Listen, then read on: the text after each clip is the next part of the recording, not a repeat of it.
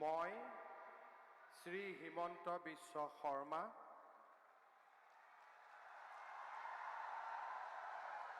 ঈশ্বৰৰ নামত শপত লওঁ যে বিধিৰ দ্বাৰা স্থাপিত ভাৰতৰ সংবিধানৰ প্ৰতি মই প্ৰকৃত বিশ্বাস আৰু আনুগত্য পোষণ কৰিম।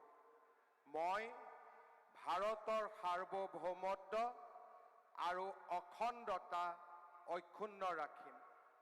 মই অসমৰ মুখ্যমন্ত্ৰী হিচাপে মোৰ কৰ্তব্য বিশ্বস্ততাৰে আৰু শুদ্ধ অন্তঃকৰণেৰে সম্পাদন কৰিম আৰু মই ভয় বা পক্ষপাত, অনুৰাগ বা বিদ্বেষ নোহোৱাকৈ সংবিধান আৰু আইন অনুসাৰে সকলো শ্ৰেণীৰ লোকৰ প্ৰতি ন্যায় আচৰণ কৰিম। মই